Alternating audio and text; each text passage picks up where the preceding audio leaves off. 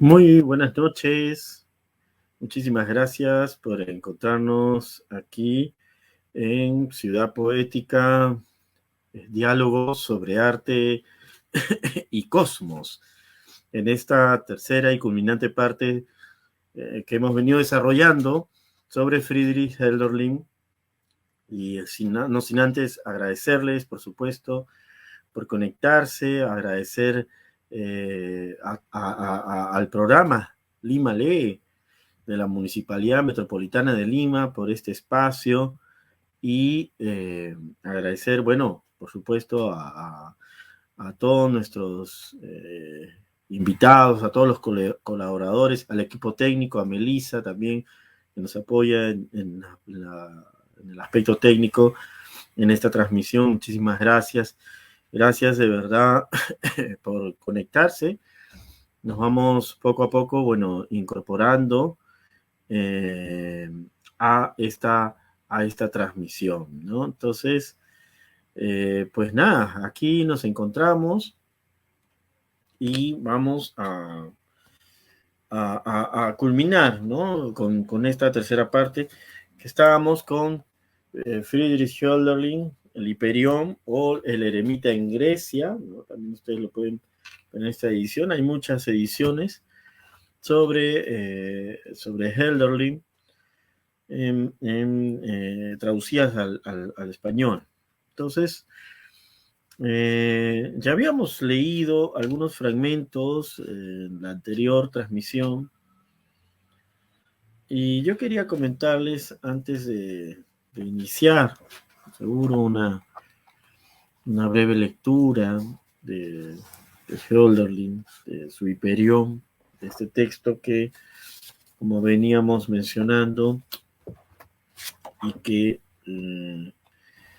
ustedes lo pueden ver, bueno, esta novela epistolar Hiperión se publicó entre 1797 y 1799. Friedrich Hölderlin nace en 1770. Por eso, el año pasado, del 2020, se celebraron 250 años del nacimiento de este gran poeta de la comunidad humana, gran poeta universal, Friedrich Hölderlin, y que a la edad de 27 años, 27 años, entre los 27 y 29 años, él logra plasmar una de sus grandes obras maestras, una obra pues, que nos dice mucho hasta el día de hoy y por supuesto nos seguirá, sobre todo en los tiempos actuales, nos dice muchísimo, porque es una obra que habla sobre grandes valores que probablemente se pongan en cuestionamiento y se ponen en cuestionamiento.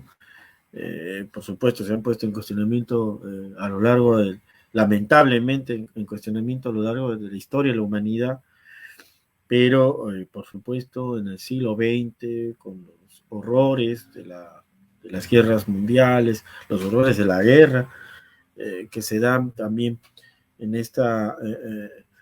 en este avance de la ciencia aplicada a la guerra, ¿no? Aplicada a la guerra, y que, bueno, tiene la mayor inversión en las investigaciones científicas se da, por supuesto, en el ámbito militar, ¿no? En el mundo. Entonces, eso ha devenido, bueno, en un tremendo, pues, salto armamentístico, una aplicación de la tecnología en este ámbito de la guerra, en este ámbito armamentístico, y bueno, eh, podemos ver hasta hoy sus consecuencias, ¿no? Y claro, los grandes presupuestos mundiales se están dirigidos pues a la investigación armamentística, ¿no? En ese sentido, incluso hay quienes afirman que la tecnología que actualmente pues nosotros no, nos desenvolvemos con esa tecnología, ¿no? Los smartphones, en fin, tantas cosas, ya hace algunas décadas pues ya estaban, ¿no? Entonces ya estaban desarrollándose, ¿no? Eh, pero la tecnología bélica en la época de Friedrich Hölderlin, ¿no? Culminando el siglo XVIII, empezando el siglo XIX, ¿no? Todavía estamos hablando de la pólvora, los sables, los cañones, en fin, ¿no? Obviamente, pues ya se había dado la primera revolución, pues, industrial, ¿no? Recordemos, en 1750, mediados del siglo XVIII, y ya otro gran poeta, como es William Blake, ¿no? Nos podía transmitir ya esa experiencia de desarraigo que iba experimentando el ser humano en ese alejamiento, en esa abordar la naturaleza, en ese abordar su entorno como un medio para poder pues explotarlo de mejor manera y de la manera pues más intensa posible, ¿no? Entonces, la visión, la experiencia mágica de la realidad se ve constreñida, se ve limitada, se ve, por supuesto, erradicada, ¿no? Sobre todo en el ámbito académico, donde lo claro y distinto pues comienza a predominar, ¿no? Y donde pues, personajes, ¿no? Grandes personajes como Johann Wolfgang Goethe, ¿no? El tremendo poeta, autor del Fausto, o de las aventuras del joven Werther, entre otras obras universalmente conocidas, apelaban y llamaban la atención, ¿no? Precisamente sobre estos peligros, ¿no? Sobre cómo la realidad se iba limitando, cómo la vida humana ya a fines del siglo XVIII ya daban las alertas, ¿no? Oye, no vayamos por allí, ¿no?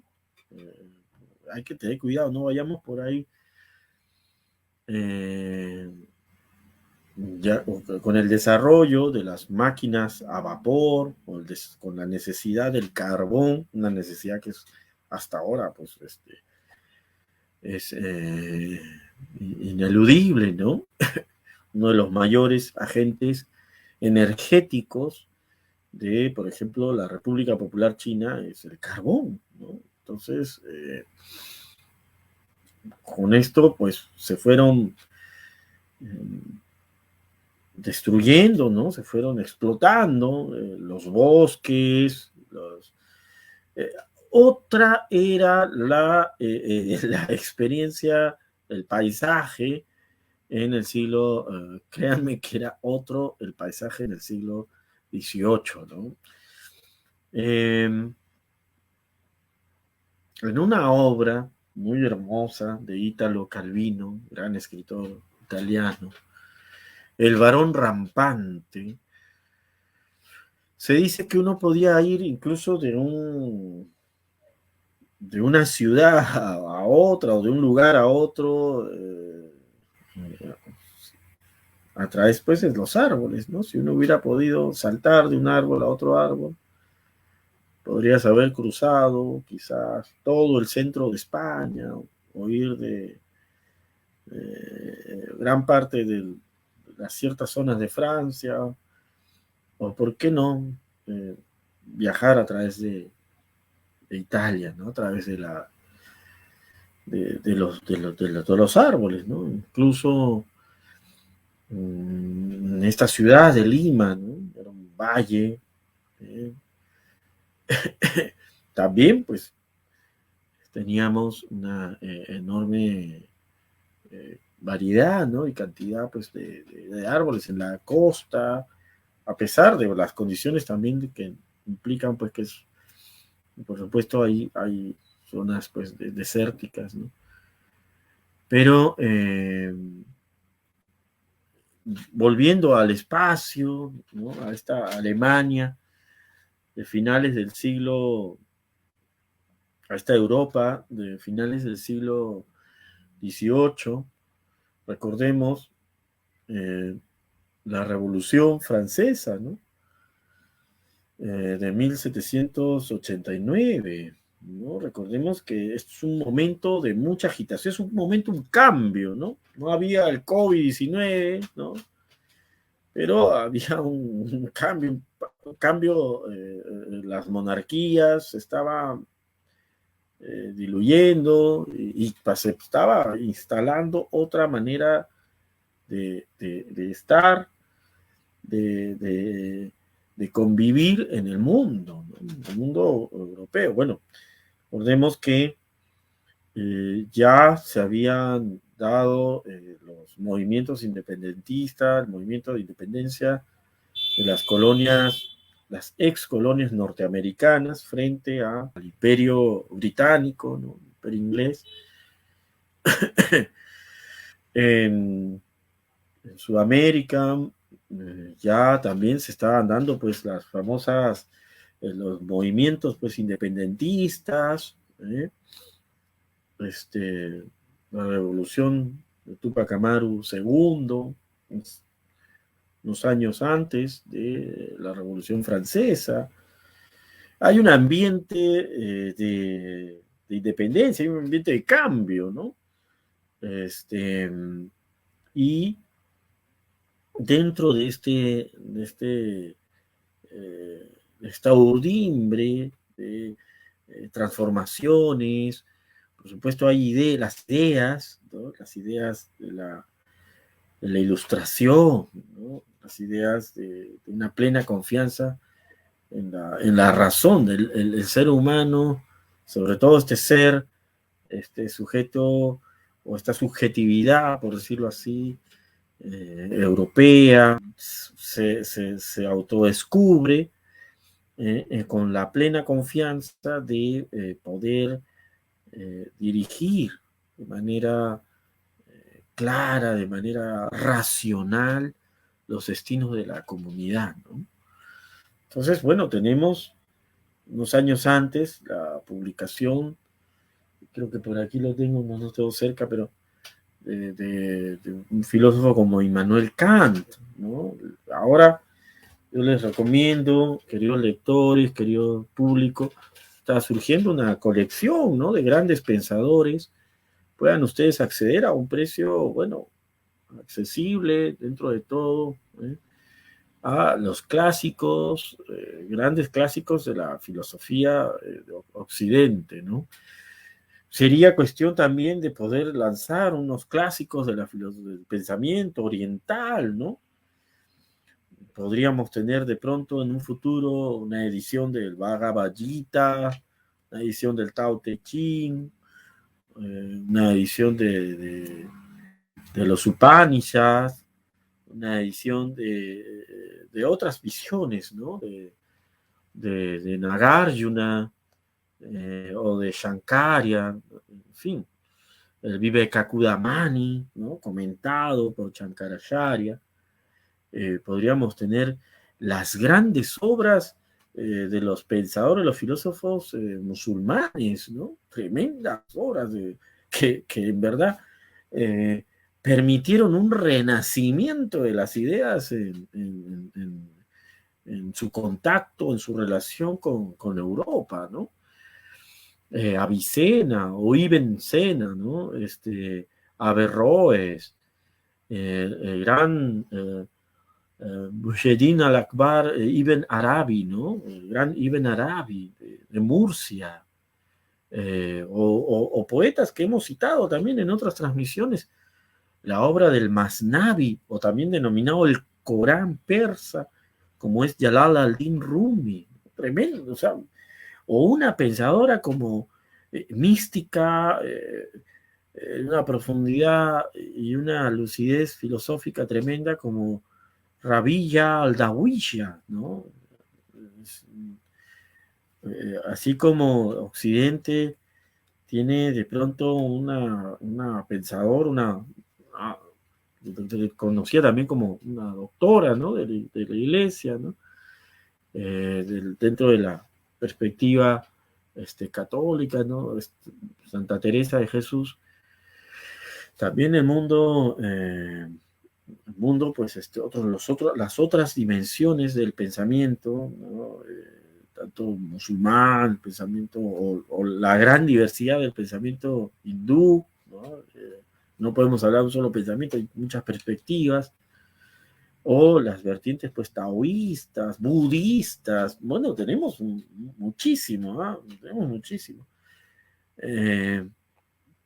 Y es importante que nosotros podamos tener una visión, nos podamos hacer, tenemos el Internet, ¿no? Claro, ahora tenemos el Internet, pero a veces muchas ganas de buscamos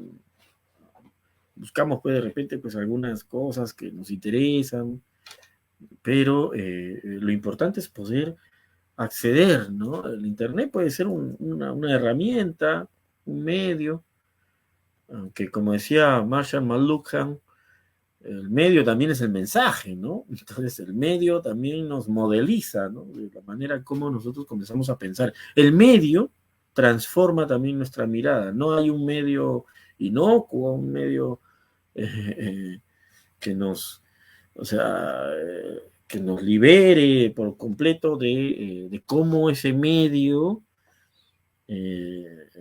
nos relacionamos con ese medio y por supuesto eso genera nuevas perspectivas, que probablemente pues se cancelan otras perspectivas y se generan otras también, ¿no? En ese sentido, es importante que nosotros podamos hacernos, podamos, y esto es un trabajo día a día, de por vida, ¿no? Día a día, de por vida, de generación tras generación, ¿no? Esto no acaba nuestra formación con el colegio, la secundaria, no acaba nuestra formación en la universidad, los que van a la universidad los estudios técnicos, los que hacen estudios técnicos, o los estudios autodidactas, ¿no? También habrá personas que se dedican al estudio autodidacta. La formación autodidacta, ¿no? Antes se mencionaba muchísimo en eso. Ustedes ven las enciclopedias hermosamente editadas, por ejemplo, en México, la clásica enciclopedia Jackson, o los clásicos Jackson, ¿no? Que hemos hablado de ello en algún momento, en otras transmisiones, los clásicos Jackson, un proyecto editorial hermosísimo que se desarrolla en México, en Buenos Aires, en México, Argentina y en España, ¿no? Proyecto editorial hermoso, ¿no? Entonces, donde figuras, personalidades de la intelectualidad, de la creatividad humana hispanoparlante, como Alfonso Reyes, Jorge Luis Borges, María Rosa Lida, Silvina Ocampo, se dieron en reunión, en comunión, y publicaron con excelentes traducciones, preciosos estudios introductorios, una colección de 40, en principio 40 volúmenes, que pues, buscaban realizar este ideal de la formación del libro, ¿no? Hace algunos días, un par de días, tuvimos el honor de compartir un homenaje muy merecido a una de las grandes editoriales del mundo, ¿no? Y una de las grandes editoriales latinoamericanas, el Fondo de Cultura Económica, y en una de las expresiones, las reflexiones, tanto del director del Fondo de Cultura Económica como el señor embajador de México, tuvimos, por ejemplo, esta visión, gracias a sus reflexiones, del libro como el libro es como si bien es cierto, la información, estamos frente a una cuarta revolución, estimados colegas, así como Hölderlin se encontraba frente a una gran revolución que iba a transformar radicalmente el mundo, porque ustedes podrán decir por qué este señor toca a Friedrich Hölderlin, ¿no? Poeta de hace 200 años, aquí, porque de alguna manera estamos en circunstancias similares, claro, mucho más graves, ¿no?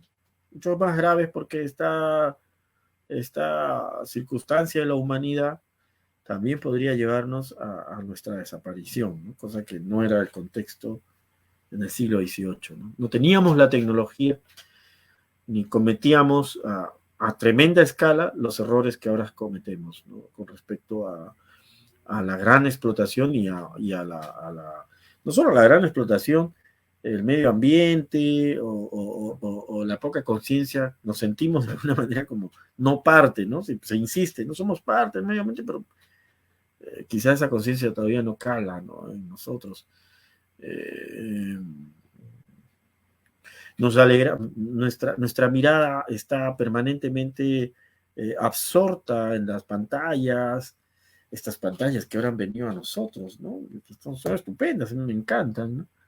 Pero una pantalla, como decía Ernesto Sábato, cuando se quedaba atónito, ¿no? Y lo comentaba en sus memorias, en libros como La Resistencia, se publica en el año 2000, me parece, ¿no? Mencionaba que se quedaba perplejo de ver a los pibes, ¿no? Así le dicen a los muchachos en Argentina, a los pibes fascinados con la pantalla, ¿no? Como cuando los televisores nos quedábamos fascinados y como cuando, y él, son casi palabras textuales, si mal no recuerdo bien, de Ernesto Sábato, como aquellos insectos que se quedan prendidos de las luces fuertes y finalmente son consumidos por ellas, ¿no? Entonces, prestamos ahora, quizás nos roba más la atención nuestros dispositivos celulares que las flores, ¿no? Que contemplar la textura de las paredes, que contemplar o mirar o estar sensible a los aromas, los olores, la lentitud, o sea, es algo que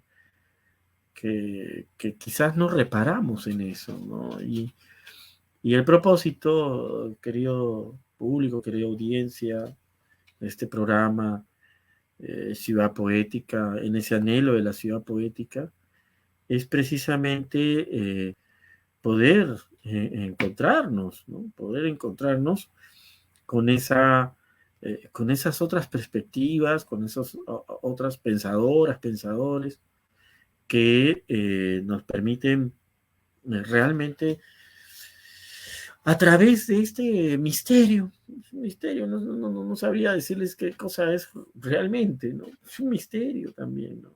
Es un misterio este acontecimiento de la lectura, es un misterio este acontecimiento del compartir un pensamiento, es misterioso.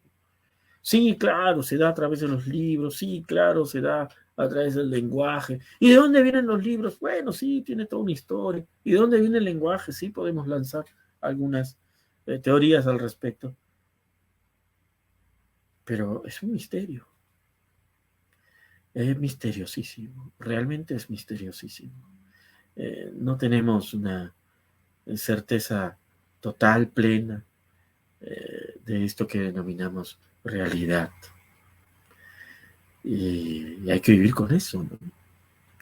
Y quizás el arte, la dimensión artística, sea una manera de disponernos gozosamente, adecuadamente, a vivir el misterio del no saber, de saber que no sabemos, el misterio de solo saber que no sabemos, pero saboreamos algo.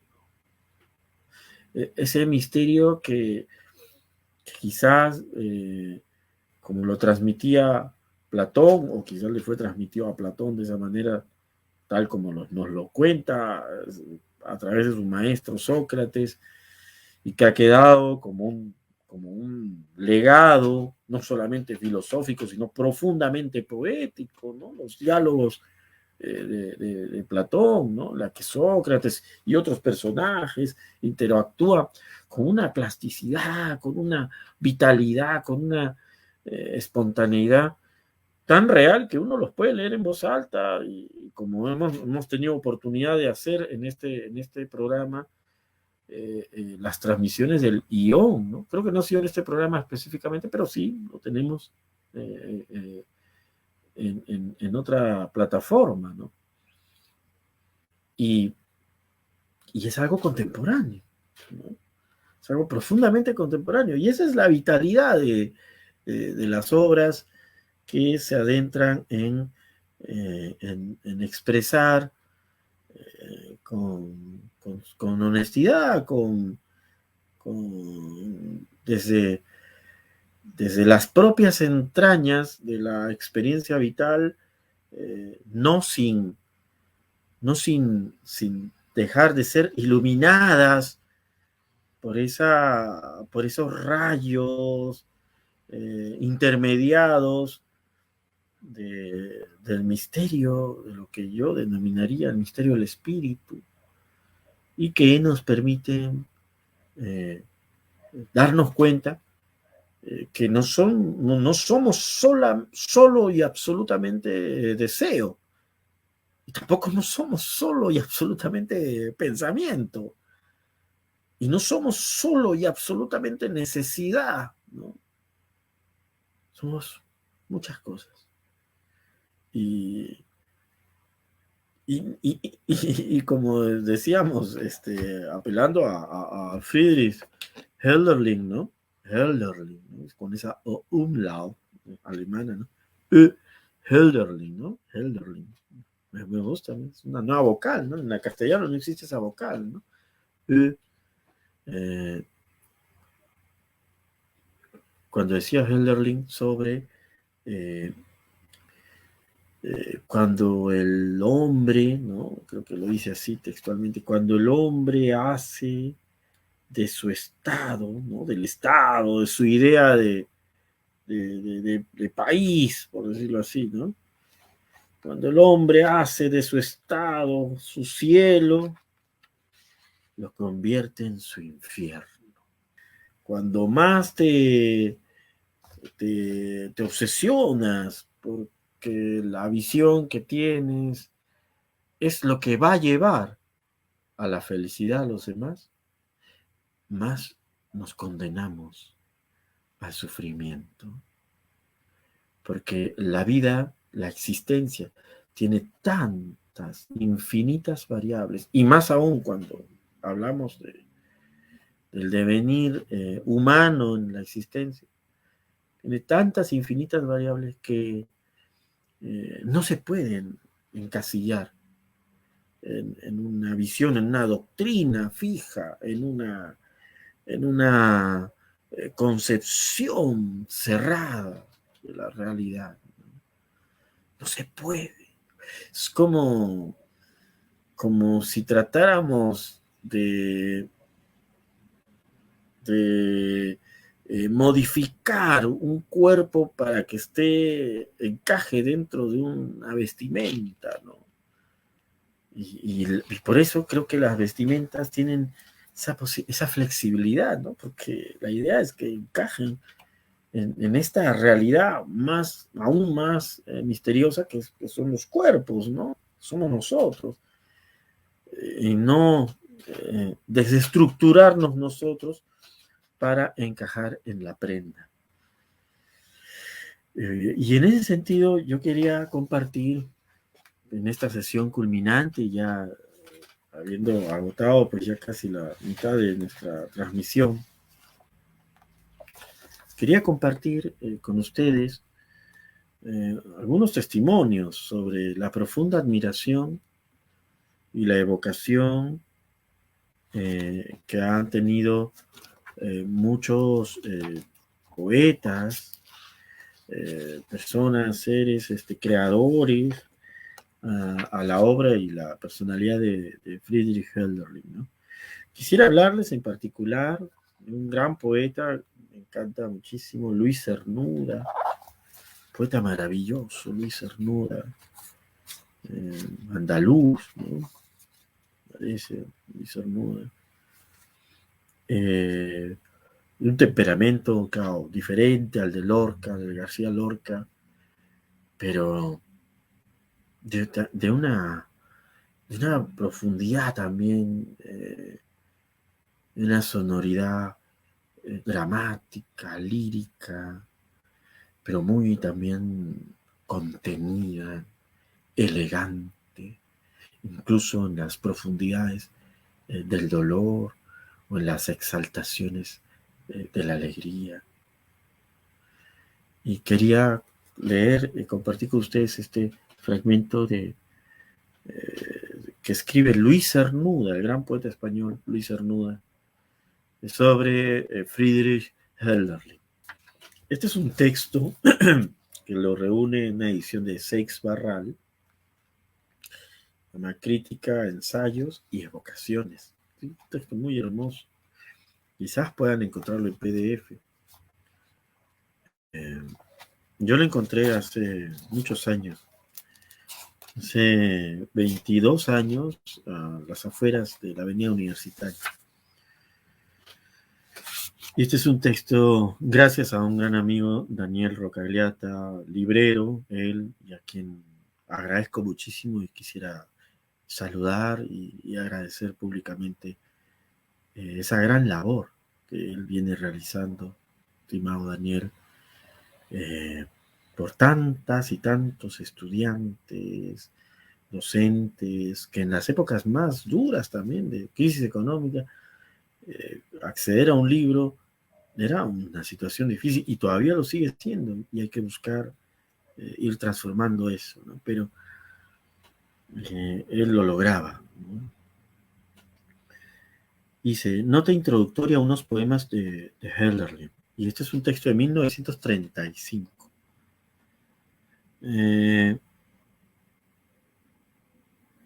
Dice el editor, ya mediada la redacción de Invocaciones, los grandes libros de Luis Cernuda, en 1935 inició Luis Cernuda la lectura de Hölderlin, cuyo conocimiento, confiesa Cernuda, había de ser una de sus mayores experiencias en cuanto poeta. A fines del mismo año publicó en Cruz y Raya la presente nota introductoria a unas traducciones suyas, en colaboración con Hans Gebza. Ambas, introducción y versiones, fueron más tarde recopiladas en el volumen en una edición de México, en la editorial Seneca, de 1942. Voy a leer a continuación este hermosísimo texto de otro hermosísimo poeta que siglos después se reconoce en el alma, en el espíritu de Hölderlin también. La época en que le tocó vivir a Hölderlin nos presenta un mundo heroico, agitado por profundas emociones históricas, surcado brevemente con radiantes vidas juveniles, apagadas antes de llegar al mediodía, como el destino de los mancebos mitológicos. Su destino, en cambio, pasa oscuro y enigmático, oponiéndose fatalmente a la llama que animaba aquel cuerpo. Siempre extrañará a alguno la hermosa diversidad de la naturaleza y la horrible vulgaridad del hombre. Y siempre la naturaleza, a pesar de esto, parece reclamar la presencia de un ser hermoso y distinto entre sus perennes gracias inconscientes. De ahí la recóndita eternidad de los mitos paganos, que de manera tan perfecta respondieron a ese tácito deseo de la tierra con sus símbolos religiosos, divinos y humanizados a un tiempo mismo. el amor, la poesía, la fuerza, la belleza, todos esos remotos impulsos que mueven al mundo, a pesar de la inmensa fealdad que los hombres arrojamos diariamente sobre ellos para deformarlos o destruirlos, no son simples palabras, son algo que aquella religión supo simbolizar externamente a través de criaturas ideales, cuyo recuerdo aún estremecer la imaginación humana. Algunos hombres en diferentes siglos, algunos hombres y mujeres en diferentes siglos, parecen guardar una pálida nostalgia por la desaparición de aquellos dioses. Blancos seres inmateriales impulsados por deseos no ajenos a la tierra, pero dotados de vida inmortal. Son tales seres, son tales mujeres y hombres, imborrable eco vivo de las fuerzas paganas hoy hundidas, como si en ellos ardiese todavía una chispa de tan armoniosa hoguera religiosa. Eco sin fuerza ya, pero que tampoco puede perderse por completo, y la misma dramática aptitud para participar, aún débilmente, en una divinidad caída y en un culto olvidado, convierte a esos seres mortales en seres semidivinos, perdidos entre la confusa masa de los humanos. Tal fue el caso de Friedrich Hölderlin. No se crea por ello que sea Hölderlin un iluminado. Su lirismo metafísico tiene más afinidad con John Keats que con William Blake. Aunque a veces en sus fragmentos de tanta oscura trascendencia, no se halle lejos de los cantos proféticos de este. Mas en esos poemas, como en los demás escritos durante los largos años de su trastorno espiritual, hay siempre un impulso armonioso y luminoso que el paganismo encauzó y al cual Hölderlin prestó expresión. Al leer, al leer muchos de estos poemas, nos sobrecoge aquella radiante inteligencia que se abre paso aquí o allá entre las misteriosas sombras que le cercan. Sus mismas admiraciones juveniles. Schiller, por ejemplo, nos confirman esa separación de su espíritu con el del místico lírico. ¿No? Acá nos dice Cernuda claramente que, claro, Hölderlin, poeta semidivino, ¿no? Podríamos decirlo así, encarna, encausa esta expresión, es hermosísimo, lo voy a volver a leer esta parte, ¿no? Es hermosísimo, ¿no? Dice, y acá podríamos desarrollar todo un pensamiento a partir de aquí, ¿no? Siempre la naturaleza, a pesar de que los seres humanos, dice, siempre extrañará a alguno, ¿no? Siempre ha de llamarle la atención a alguien, la hermosa diversidad de la naturaleza. Es hermosa. y al mismo tiempo esa horrible vulgaridad de los humanos, ¿no?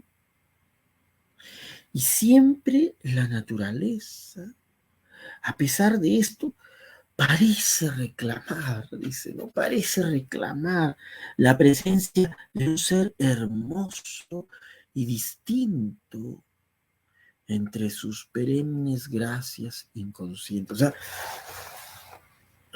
lanza este juicio durísimo, Luis Cernuda, juicio que pareciera durísimo, ¿no? Pero si nosotros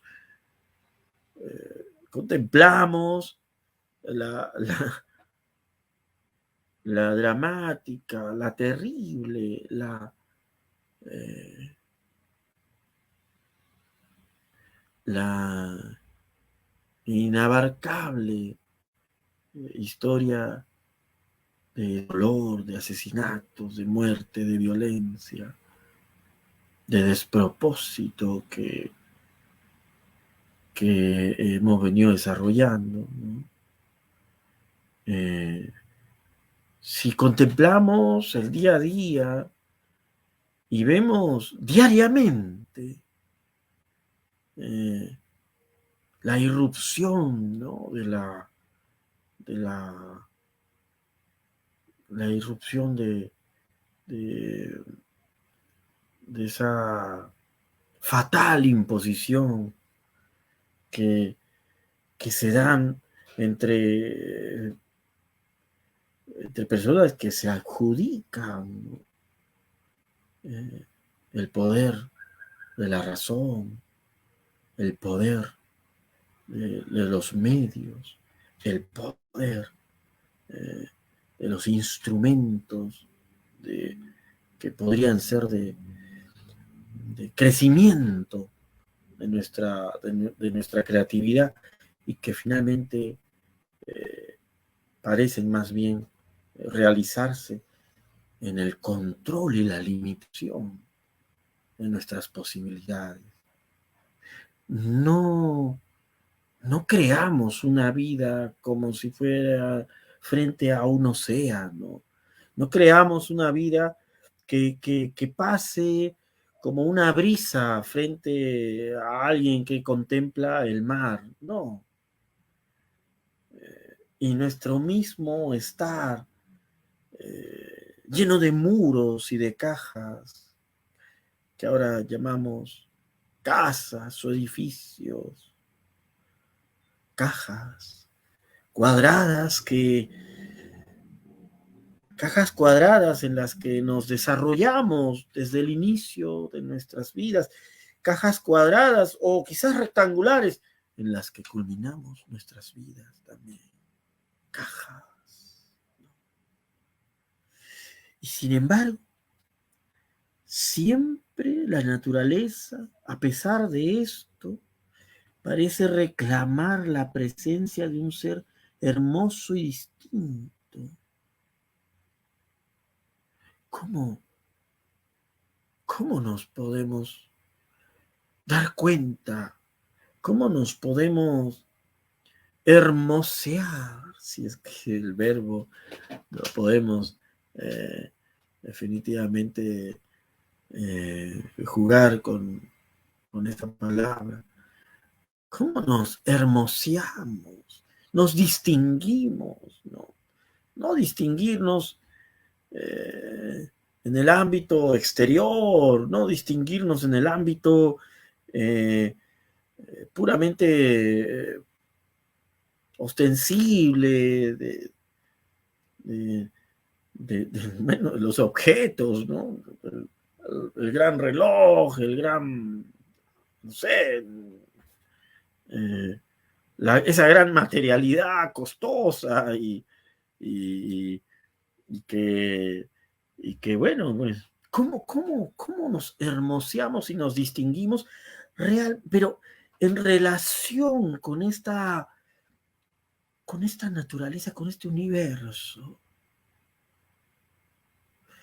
Mira lo que nos plantea Luis Cernuda que ha bebido, Luis Cernuda que imagino ese espíritu eh, por momentos atormentado también.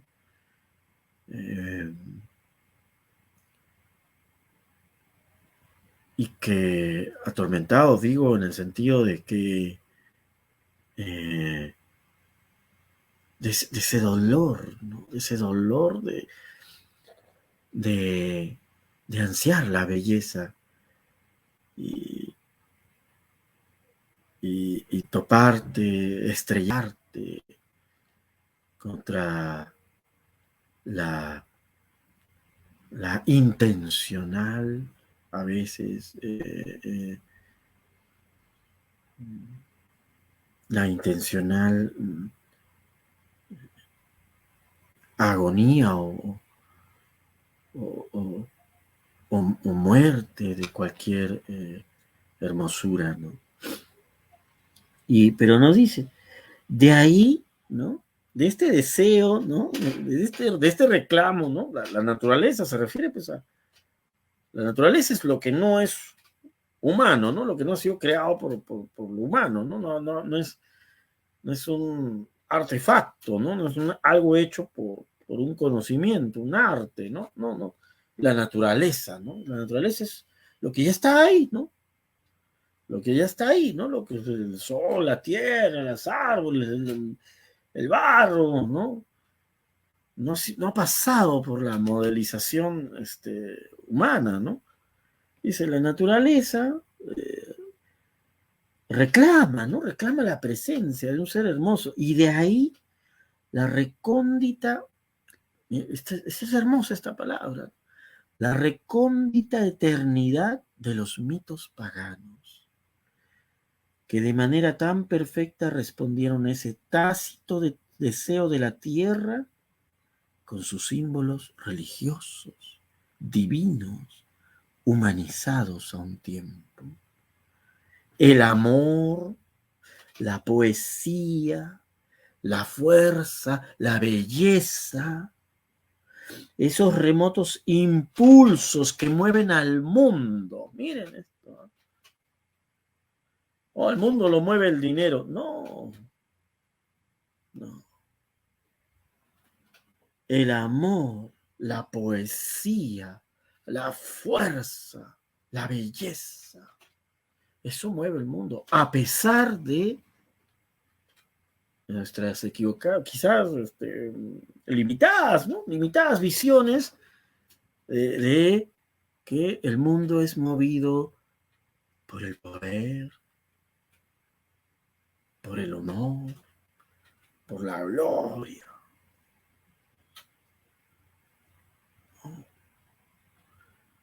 El mundo, l'amor che muove il cielo e l'altre stelle, no? L'amor che muove el cielo e l'altre stelle, l'amor que mueve al cielo y las demás estrellas. Así termina Dante Alighieri, la Divina Comedia, ¿no? Este mundo lo mueve el amor. Y el Hiperión, y en esta, yo quiero entrar en esta culminación del Hiperión. El Hiperión es inmensamente grande, inmensamente hermoso, inmensamente precioso y profundo, porque nos permite sentir que es el amor lo que mueve el mundo. El amor, la poesía, la fuerza y la belleza. Eso es. Y como afirma el gran poeta Luis Cernuda, a pesar de la inmensa fealdad que arrojamos diariamente sobre ellos, ¿no? Sobre estas divinidades, ¿no? El amor, la poesía, la fuerza, no le entiendo la fuerza como la voluntad, el ímpetu, la valentía, ¿no? El coraje, la perseverancia, la belleza, ¿no? A pesar de todas estas fealdades que arrojamos, ¿no? Que arrojamos con las nimiedades, las limitaciones, las actitudes mezquinas, rastreras, resentidas, enclavadas en la desesperanza, en la, em, bueno, a veces en su aspecto más suave, en la envidia, y en su aspecto más nocivo, en el anhelo de destruir ese otro, ¿no? A pesar, dice, ¿no? De toda esta fealdad que nosotros arrojamos al mundo, sobre estos, para deformarlos, amor, poesía, fuerza, belleza, no son simples palabras. ¿Mm? Son algo que aquella religión, vamos a llamarlo así, religión en el amplio sentido, ¿no? No religión, es decir, estas experiencias nos quieren volver a unir, religar, ¿no? Volver a unir. Son experiencias que, estas fuerzas que mueven el mundo, son fuerzas que mueven el mundo porque unen, porque tejen, porque congregan, porque integran símbolo. Como decía el maestro Carlos Gatti, símbolo, integración. Diablo, desintegración. Ese es el sentido. Símbolo, integra. ¿No? Por eso Dante Alighieri en el infierno, cuán dramático y cuán terrible son las penas, no castigo, diría yo, sino la contracara existencial de aquellos seres que han buscado dividir, que han buscado separar padres de hijos, que han buscado separar gobernantes de gobernados, que han buscado traicionar, ¿no? Por eso están en el fondo, ¿no? En el fondo ahí de hielo, ¿no? El infierno dantesco no es de fuego, ¿eh? Es gélido, ¿no? Frío, ¿no? Dice, estos no son simples palabras, son algo que aquella religión supo simbolizar eternamente a través de criaturas ideales, cuyo recuerdo aún puede estremecer la imaginación humana. Y eso es el Hiperión. Estremece la imaginación humana. Estremece nuestra imaginación con un canto precioso a la amistad, que es el amor, es una forma del amor, ¿no? A la poesía, que es el medio mismo por el cual Hölderlin vive y se expresa, a la fuerza, que es ese ímpetu que le hace añorar la libertad, pero no esa libertad de un decreto o de otro, no, esa libertad de los corazones, y le hace cantar a la belleza, y no la belleza de un grupo que nos diga esto es bello y esto no, no, esa belleza que armoniza inmediatamente nuestro ser cuando estamos ante ella, esa belleza que puede ser la belleza de un ser amado, puede ser la belleza de una flor, puede ser la belleza de nuestra lámpara, puede ser la belleza del sonido, la belleza de una palabra. Sí. Y les quiero leer esta parte y con esto culminar. Querido público. Dice, mira, en el libro 2 del Hiperión, Hölderlin, nuevamente en una carta a Bellarmino, le dice lo siguiente: hay horas grandes en la vida. Levantamos los ojos hacia ellos, como hacia las colosales figuras del futuro y de la antigüedad. Entablamos con ellas una espléndida lucha Y si sobrevivimos, se convierten en hermanas nuestras y ya no nos abandonan. Un día estábamos sentados juntos en lo alto del monte, sobre una piedra de la antigua capital de esta isla, y hablábamos de cómo había encontrado allí su fin Demóstenes, cómo aquel león se había alzado allí mismo hasta la libertad, escapando con una sagrada y voluntaria muerte de las cadenas y los puñales macedonios. Aquel espíritu admirable se fue del mundo bromeando, dijo uno de nosotros. ¿Por qué no? Dije. Ya no tenía nada que buscar aquí. Atenas se había convertido en la ramera de Alejandro, y el mundo era como un ciervo acosado hasta la muerte por el montero mayor. Oh, Atenas, exclamó Diótima. Estamos en esta isla e Hiperión está, bueno, con otros compañeros, ¿no?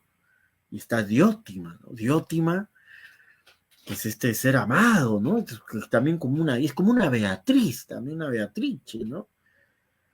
Es este ser que encarna, podríamos llamar esa luz, ¿no? Esa sensibilidad.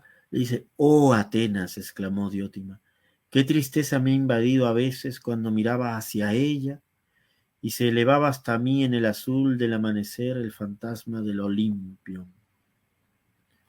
¿No? Y comienzan a conversar, ¿no? ¿Por qué pasó tal y tal situación, ¿no? Y de repente, en un momento, y quiero llegar con esto, y con esto vamos culminando, dice, de la belleza espiritual de los atenienses se derivaba también su necesario sentido de la libertad. El ateniense no puede soportar lo arbitrario porque su naturaleza divina no admite ser importunada. No puede soportar la legalidad en todo porque tampoco siente que sea necesaria en todo. Dracón no es lo más apropiado para él. Quiere ser tratada con dulzura y hace muy bien.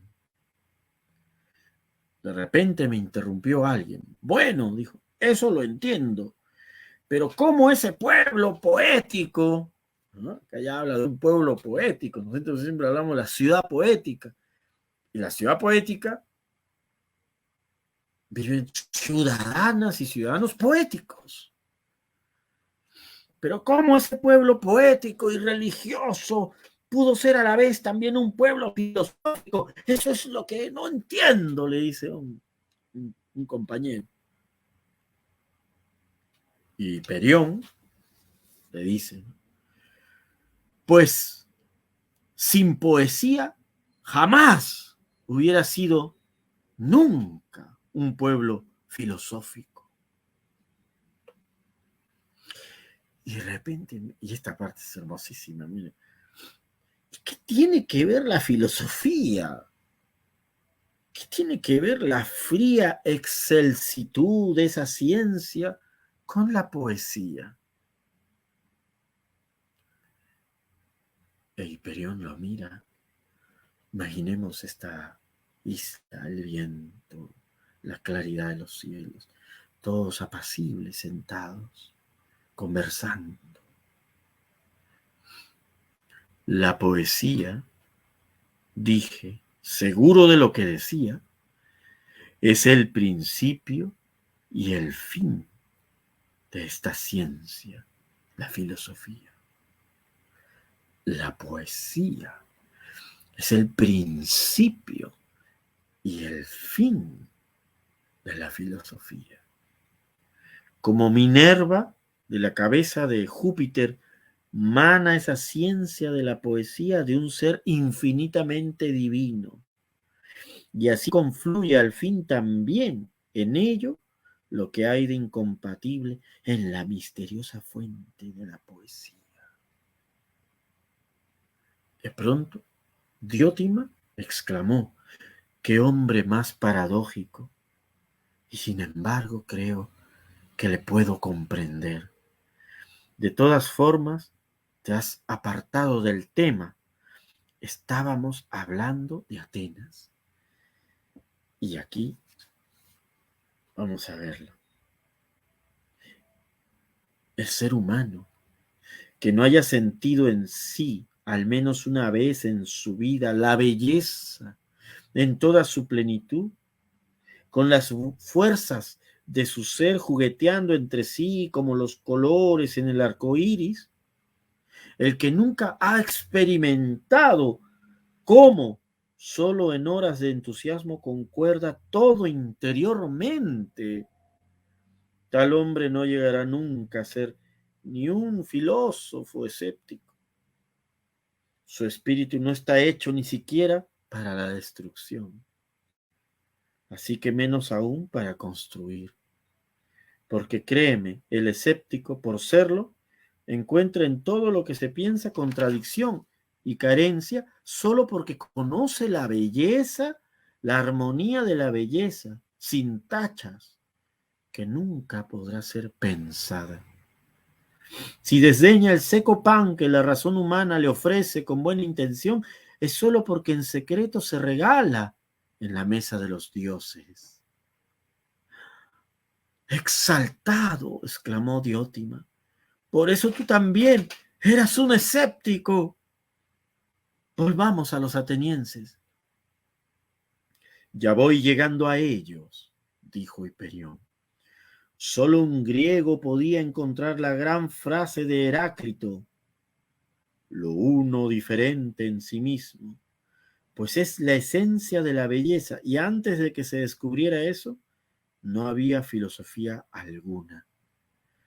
A partir de entonces podía definirse, todo estaba allí, la flor se había abierto, ya se podía contemplar. La época de la belleza había sonado entre los hombres, estaba allí en cuerpo y alma, existía lo infinitamente acorde. Se lo podía descomponer, dividir con el pensamiento, se podía pensar de nuevo como junto lo dividido, reconocer así cada vez mejor la esencia de lo más elevado y mejor. ¿Veis ahora por qué los atenienses también tenían que ser un pueblo filosófico? Pero de la pura inteligencia no brotó nunca nada inteligible, ni nada razonable de la razón pura. Es fuerte esto. El sol de la pura razón no ha surgido ninguna filosofía, pues filosofía es más que ciega exigencia de un progreso nunca demasiado resolutivo en el arte de unir y de diferenciar. Pero en cambio, si la razón que aspira a elevarse es iluminada por el divino, ya no exige ciegamente y sabe por qué y para qué exige. El sol de la belleza ilumina a la inteligencia en lo que le es propio, como el día de mayo, el taller del artista, e igual que éste no corre afuera y abandona su trabajo urgente, sino que piensa con gusto en el día de fiesta, en que irá a pasear a la rejuvenecedora luz de la primavera.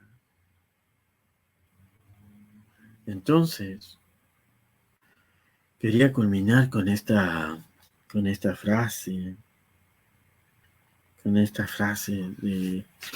de Hölderlin, ¿no?